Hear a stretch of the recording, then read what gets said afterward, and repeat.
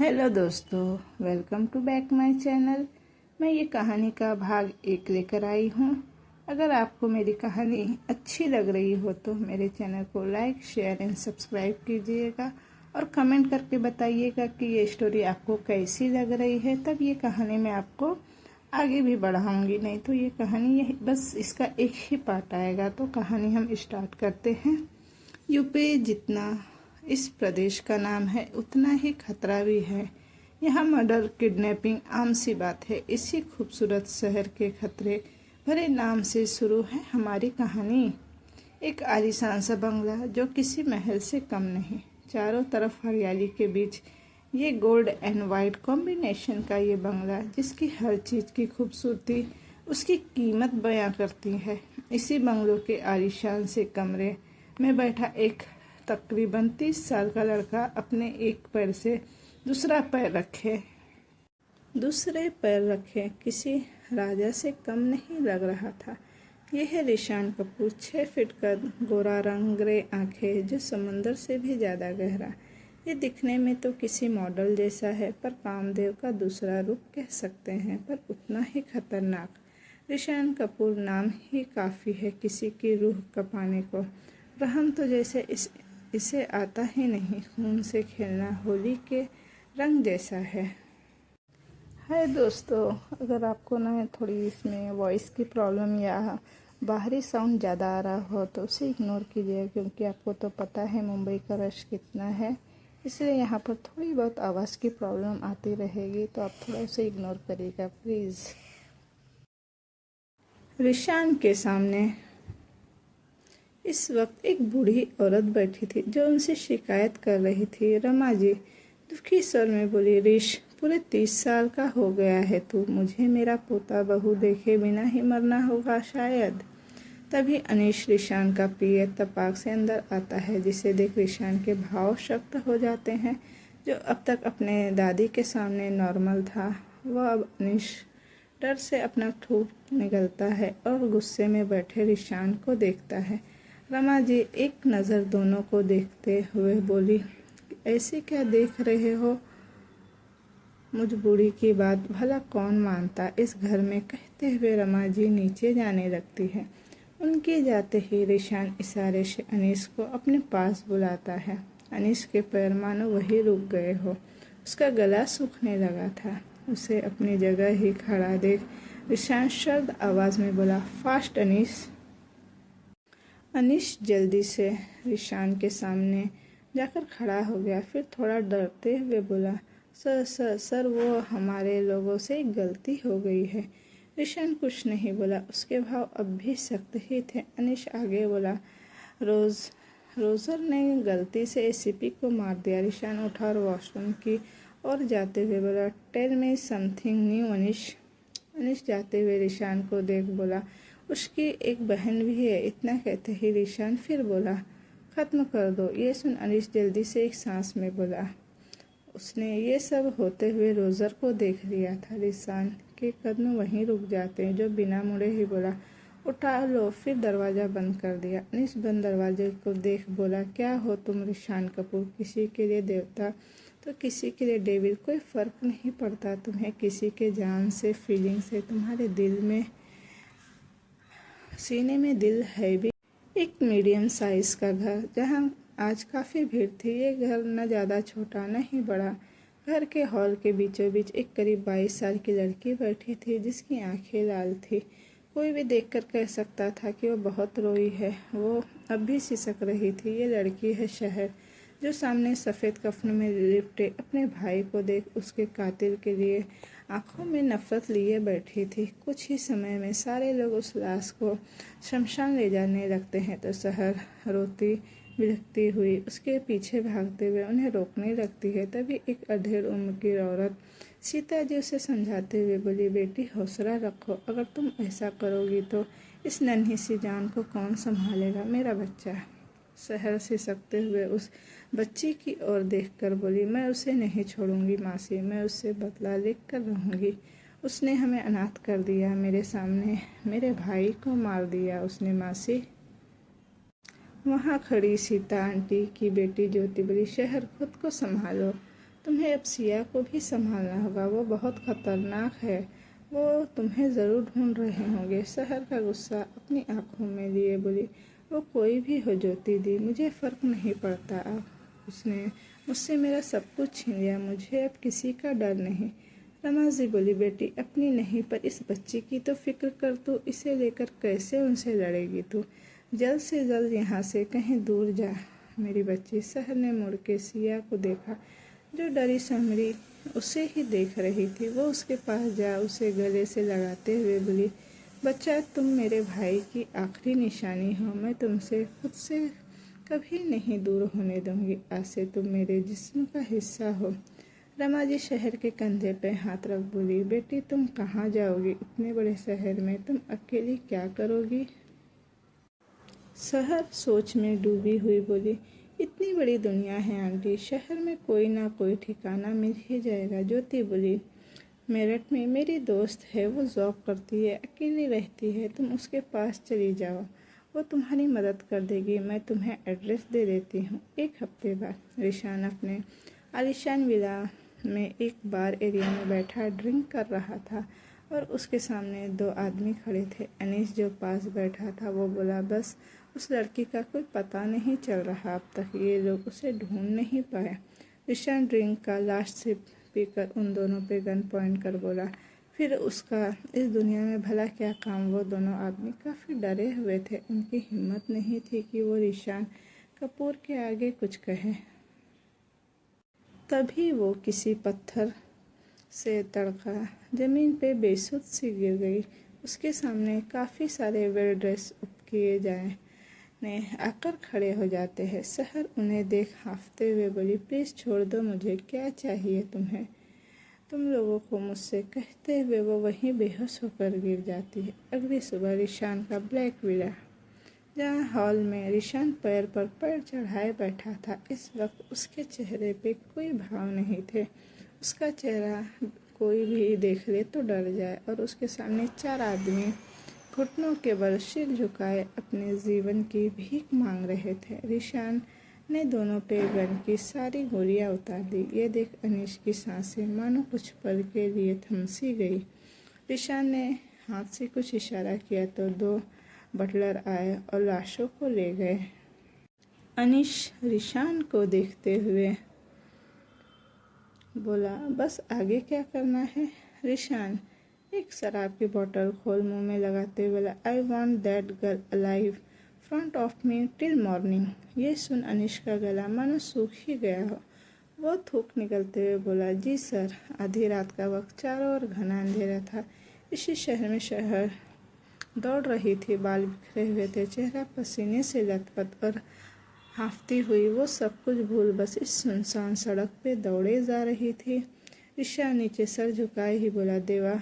देवा जल्दी से आगे सिर झुका गए, हाथों में एक कटार लिए आगे आकर बोला, जी सर।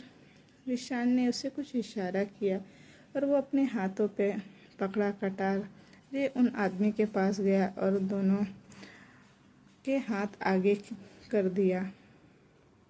वहाँ खड़े सब नौकर को अपनी जान अपने हलक में लटकी हुई सी नज़र आ रही थी। ये नज़ारा सच में बहुत भयानक था। वो चारों लोग के मुंह पे टेप बंद कर रखा था, जिससे उन लोगों की चीख उनके गले में ही अटकी हुई थी और देखते ही देखते उन दोनों की उंगलियां उनके हाथ से अलग थे। सच में ये नज़ारा किसी भयानक सपने से ज़्यादा भयानक था। अनीश रिशान को देखकर, जिसके चेहरे पे ना कोई दर्द ना कोई शिकन, कोई इतना क्रूर कैसे हो सकता था? वहाँ के सन्नाटे को तोड़ते हुए एक चीख ने सबका ध्यान अपनी ओर खींच लिया। रिशान का ब्लैक विला, जहाँ हॉल में वो किसी तरह उठी और आसपास देखने लगी। वो खुद से बोली, ये कौन सी जगह है, मैं कहाँ हूँ? शहर को काफ़ी डर लग रहा था। वो रूम काफ़ी बड़ा और आलीशान था और थोड़ा डरावना भी। पूरा कमरा ब्लैक और ग्रे डिज़ाइन में था। चीज़ें महंगी तो थी पर सब कुछ किसी नॉर्मल इंसान को डराने के लिए काफ़ी थी। उसे धीरे धीरे सब याद आने लगा। तभी रूम का दरवाज़ा खुला। ये देख शहर थोड़ा डरते हुए खुद में ही सहम गई। एक मिनट खाने की ट्रे को साथ आई। खाना नाइट स्टैंड पर रख बोली, मैम आप काफ़ी कमज़ोर है, खाना खा लीजिए। सहर बेड से खड़ी हुई और गुस्से से उस मेड को देखकर बोली, कौन हो तुम? मैं यहाँ कैसे आई? कौन लाया मुझे यहाँ? मैम मैं आपको कुछ नहीं कह सकती, आप खाना खा लीजिए प्लीज़। बोल वो मेड दरवाज़ा बंद कर जाने लगी। सहर जल्दी से जाकर उस मेड को दरवाज़ा बंद करने से रोकते हुए धक्का दे देती है और बाहर नीचे चली जाती है। जब वो नीचे चली जाती है तो पूरे घर में नज़र फिरा के वो एक बार फिर डर जाती है। पूरा घर ही ब्लैक और ग्रे में था। सीढ़ियों से नीचे आकर वो सीधा बाहर जाने लगती है तो देवा उसके सामने आकर उसे रोकते हुए बोला, आपको कमरे से किसने निकाला? आप बाहर नहीं जा सकती। सहर गुस्से से लाल आंखें ले देवा को देख रही थी। बोली, दूर रहो मुझसे, जाने दो मुझे। तुम बोलते हुए आगे बढ़ जाती है कि तभी सामने रखे टेबल से टकरा जाती है, पर उसके गिरने से पहले ही किसी मजबूत हाथों ने उसे पेट से पकड़कर थाम लिया। सहर ने जब नज़र उठा के देखा तो उसके सामने बिना किसी भाव के सख्त चेहरा लिए रिशान खड़ा था। सहर इस नाम को तो जानती थी पर इस चेहरे से अनजान थी। वो खुद को ठीक कराकर रिशान को देखते हुए गुस्से से पूछी, कौन हो तुम? मुझे यहाँ क्यों लाए हो? रिशान ने घूर कर सारे मेड को देखा, जो लोग पहले से ही डर से कांप रहे थे। रिशान अपने पॉकेट पे हाथ डाल स्ट्रेट खड़ा होते हुए बोला, आवाज़ नीचे। रिशान कपूर को ऊंची आवाज़ दबाना अच्छे से आता है। रिशान कपूर ये नाम सुनते ही सहर के पैरों तले मानो ज़मीन खिसक गई। उसके सामने खड़ा ये आदमी वही है जिसकी वजह से वह अनाथ थी। उसकी पूरी दुनिया ही उजड़ गई थी। सहर की आंखों में गुस्सा छा गया। वो अपने दांत पीसते हुए बोली, रिशान कपूर, तुमने मेरा सब कुछ छीन लिया है। कहते हुए शहर ने एक जोरदार थप्पड़ रिशान के गालों पे जड़ दिया।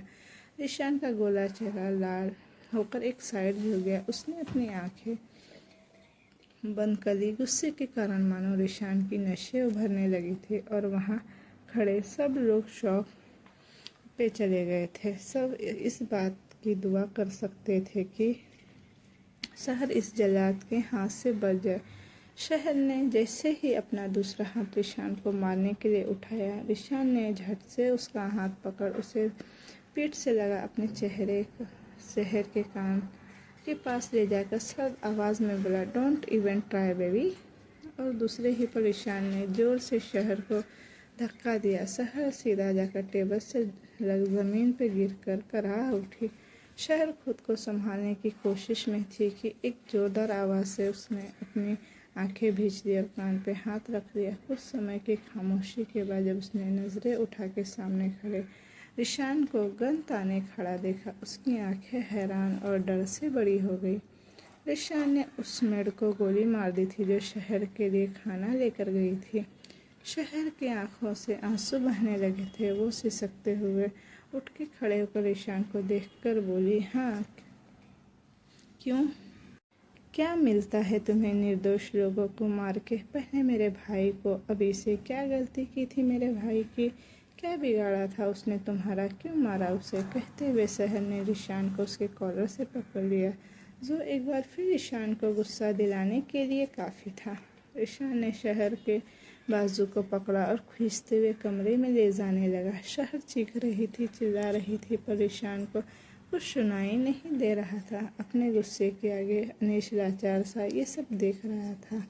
उसे शहर के लिए काफ़ी बुरा लग रहा था। उसे समझ नहीं आ रहा था आखिर उसका बास चाहता क्या है इस लड़की से। कमरे में रिशान ने धक्का देकर शहर को बेड पे फेंक दिया और अपने शर्ट के बटन खोलते हुए आगे बढ़ने लगा। शहर उसे ऐसे देख पीछे खसकते हुए बेड से रेत से टकरा जाती है। रिशान घुटनों के बल बेड पे चढ़ते हुए अपना हाथ बढ़ा शहर के पैर से पकड़ अपनी ओर खींच लेता है, फिर उसके दोनों हाथों को बेड पर प्रेस कर देता है। शहर छटपटाते हुए बोली, छोड़ो मुझे, तुम क्या कर रहे हो? तुम एक जानवर हो, दिल नहीं है तुम्हारे पास? रिशान तिरछा मुस्कुरा कर बोला, tell me something new baby. फिर शहर को ऊपर से नीचे तक रष्ट भरी नज़रों से देख बोला, जो थप्पड़ तुमने मारा है उसका बदला तुम्हारा ये मक्खन जैसा शरीर झेलेगा।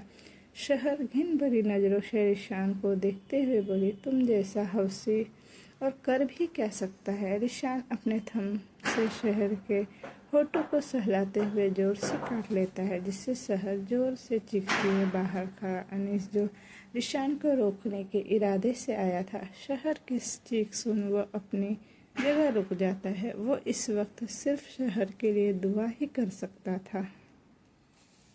इधर कमरे में रिशान किसी जानवर की तरह शहर के होठों को काट रहा था। शहर उसे खुद से दूर करने के लिए जैसे ही पैर उठाती है, रिशान अपने पैर से उसके पैर को सकड़ लेता है। रिशान जैसे ही अपनी जुबान को शहर के मुंह में डालता है, शहर मौके का फ़ायदा उठाते हुए उसकी जीभ को काट लेती है। रिशान शहर के होठों को छोड़ अपनी टंग को टच करता है, जिससे खून आ रहा था, मगर खून तो शहर के होठों में भी लथपथ था। रिशान बेड से उठता है और अपनी शर्ट के बटन लगाते हुए बोला, जितना तुम लड़ोगे तुम्हें उतना ही तोड़ूंगा मैं। शहर अपने होठ को पोंछते हुए बोली, आजमा के देख लो रिशान कपूर, आज तक तुम्हारे पैसे को देख तुम्हारे बिस्तर तक आने वाली लड़कियों में से नहीं हूँ मैं।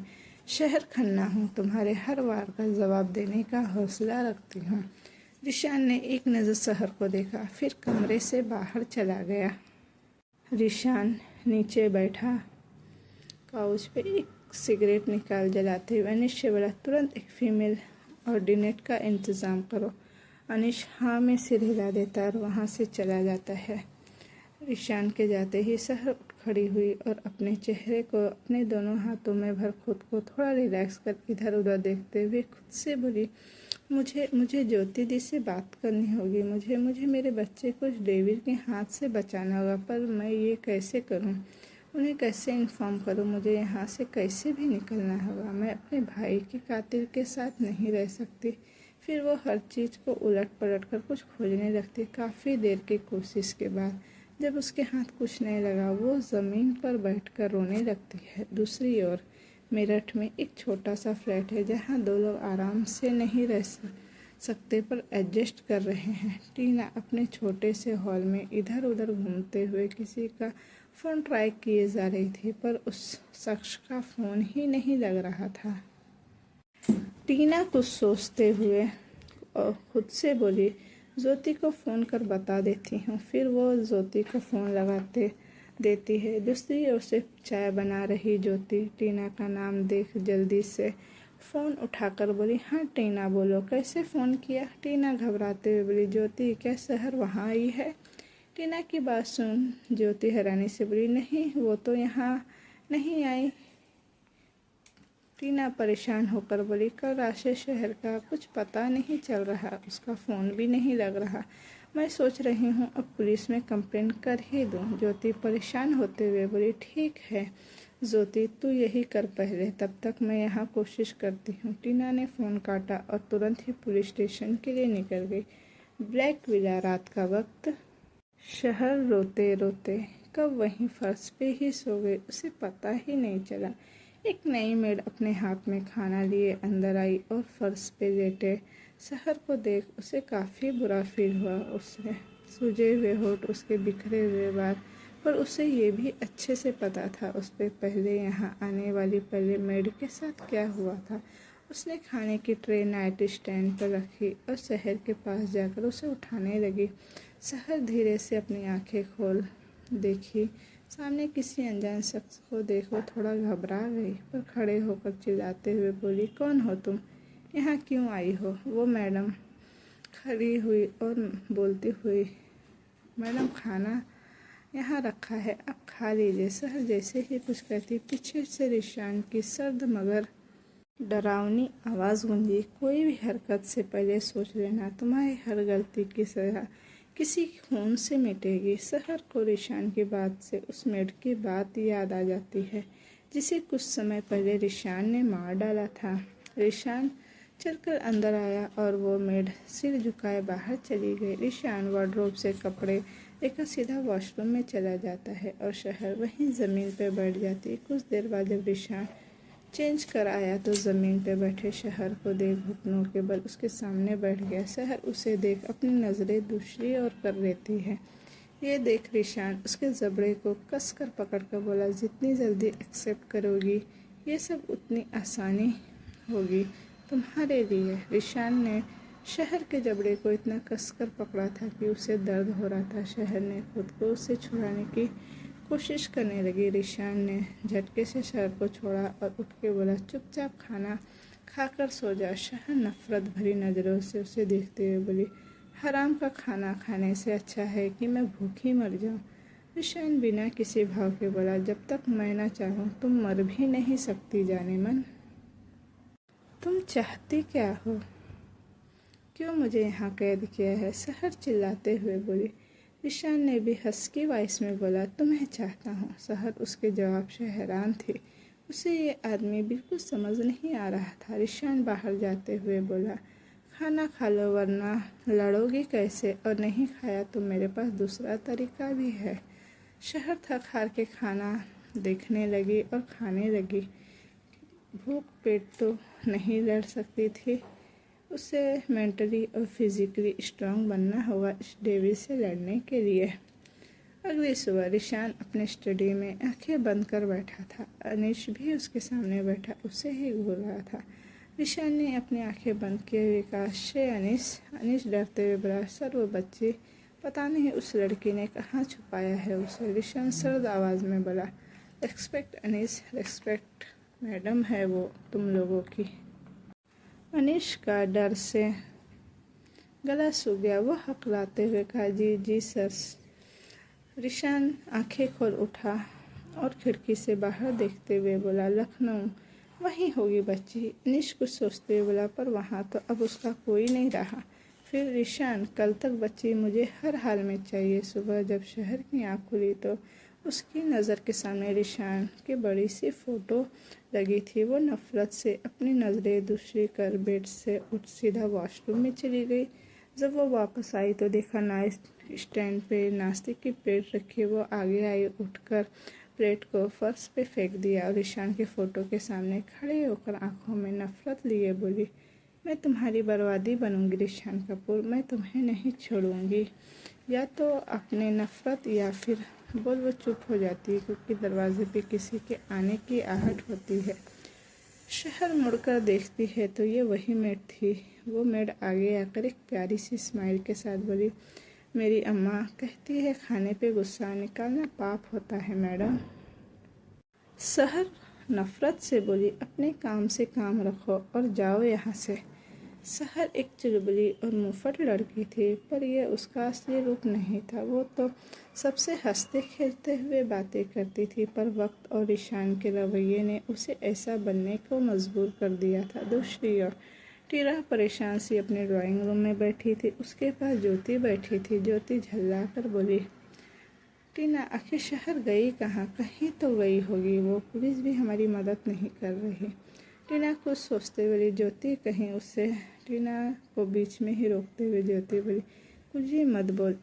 टीना ऐसा नहीं हो सकता। रिशान कपूर भला यहाँ तक कैसे पहुँच सकता है? टीना, वो रिशान कपूर है। ज्योति, वो कुछ भी कर सकता है, और अगर हमारा शक सही है तो शहर की मदद अब कोई नहीं कर सकता।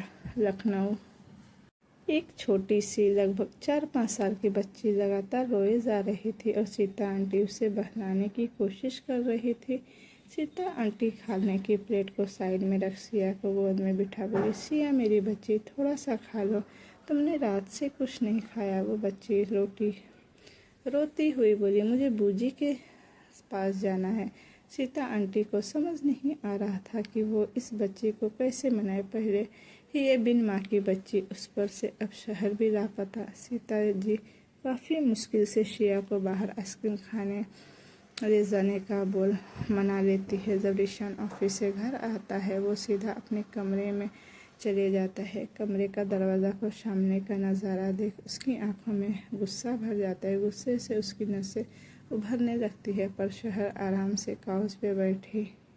वो हंसते हुए बोली, क्या हुआ, रुक क्यों गए? मेरा स्वागत करने का अंदाज पसंद नहीं आया द रिशान कपूर को?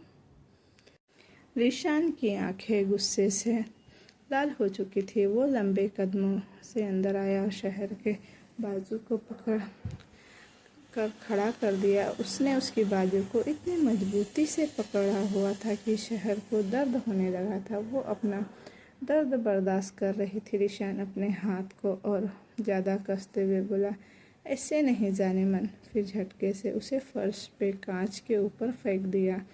ये वही कांच है जो शहर ने रिशान के फ़ोटो को तोड़ने से हुए थे। रिशान घुटने के बल पर शहर की आंखों में देखते हुए बोला, ऐसा होता है स्वागत। अब हुई तकलीफ? शहर उसकी आंखों में देखते हुए बोली, जो तकलीफ तुमने मुझे दी है उसके आगे ये कुछ नहीं। रिशान उठा और चिढ़ा कर मेड से सब साफ करने को बोल क्लोजेट में चला जाता है। रिशान बट अपना खाना खा रहा था। वो मेड बिना वो हिम्मत कर रिशान से बोली, भैया वो मैडम ने भी सुबह से कुछ नहीं खाया है। बीना की ओर देख सख्त लहजे में बोला, तुम्हें यहाँ मैंने क्यों रखा है? बीना डर से कांपने लगी। उसके गले से आवाज़ बाहर नहीं आ रही थी। ईशान उठा और एक प्लेट में खाना लेकर ऊपर जाते हुए बोला, अगली बार ऐसा नहीं होना चाहिए बीना। मैं धमकी नहीं देता, तुम मेरी दाई माँ की पोती हो इसलिए समझा रहा हूँ। मुझे गलती करने वाले नहीं पसंद। इधर कमरे में शहर अपने शरीर पर लगे कांच के टुकड़ों को निकाल मलहम लगाने की कोशिश कर रही थी। उसे काफ़ी दर्द हो रहा था। उसने अपनी आंखें मीच रखी थी। तभी इधर कमरे का दरवाज़ा खुला और सामने खड़े रिशान को देख शहर ने अपनी नज़रें फेर ली। वो आगे आया और खाने की प्लेट को नाइट स्टैंड में रख शहर के पास बैठ गया। ये देख शहर पीछे जाते हुए बोली, दूर रहो मुझसे। रिशान बिना कुछ कहे उसके हाथ को पकड़ अपनी ओर कर लिया और कॉटन को जैसे ही शहर के चोट को साफ करने लगा वो उससे अपना हाथ छुड़ाने लगी। रिशान उसके हाथ को और कस के पकड़ दूसरे हाथ से उसके जबड़े को पकड़ बोला, चुपचाप बैठे रहो। ये खून बहाने वाले हाथ किसी का खून पोंछते नहीं। शहर नफरत से उसे देखते हुए बोली, मेरा भी खून बहा ही देते, क्या जरूरत थी मुझ पे इतना रहम खाने की। रिशान ने अब तक शहर की ड्रेसिंग कर दी थी। खाने की प्लेट में से एक बाइट तो शहर के मुंह के सामने लाकर बोला, जरूरत थी तुम्हें अपना जो बनाना था। शहर ने अपना मुंह फेंक कर बोला, अपना इस जन्म में तो तुम भूल ही जाओ। आखिरी हद तक नफरत करती हूँ तुमसे, अपनी आखिरी सांस तक करती रहूँगी। रिशान उठा और एक टिश्यू से हाथ साफ करके बोला, खाना खा लेना, कल रात को तुम्हें काफ़ी एनर्जी चाहिए होगी। ऐसा कहकर वो कमरे से चला गया। बिना मुड़े ही बोला, जाकर शावर ले लो, काफ़ी गंदी हो गई हो। शहर पीछे से चिल्लाकर बोली, कपड़े नहीं है मेरे पास। फिर वो खाने को एक पल घूरते हुए बोली, क्या पता मेरे बच्चे ने खाना खाया भी होगा या नहीं। वो तो मुझसे बात किए बिना खाती भी नहीं। उसका गला ये कहते हुए रुंध गया। मैं क्या करूं? कैसे निकलूं यहाँ से? कैसे खुद को अपने बच्चे को इस राक्षस से सेव करो? मदद करो भगवान मेरी। मेरे भैया से वादा किया है, कैसे निभाऊं उसे? सिया को उसका हक कैसे दिलाऊं? वो वॉशरूम में गई और शावर के नीचे खड़े होकर अब तक उसकी सारी ज़िंदगी में हुई बातों को याद करने लगी। दूसरी ओर सीता आंटी भी अब तक मेरठ आ चुकी थी। वो सब और भी ज़्यादा परेशान थी। पहले शहर पर अब सिया भी गायब थी। उसका भी कोई पता नहीं चल रहा था। सीता आंटी रोते हुए बोली, मैं शहर को क्या जवाब दूंगी? मुझसे एक जिम्मेदारी नहीं संभाली गई। ज्योति सीमा आंटी के कंधे पे हाथ रख बोली, माँ सब ठीक हो जाएगा, हम ढूंढ लेंगे सिया को। टीना बोली, ज्योति आंटी आप लोग अब ये मान ही लीजिए, ये सब रिशान कपूर का ही काम है। तो फ्रेंड्स, ये कहानी मैं यहीं तक रहने देती हूँ। अगर आप लोगों को इसका नेक्स्ट पार्ट चाहिए हो तो मुझे कमेंट करके बताना, नहीं तो ये कहानी मैं अब यहीं तक रहने देती हूँ। आप जल्दी जल्दी कमेंट कीजिएगा तो ये स्टोरी जल्दी जल्दी आएगी। Bye bye.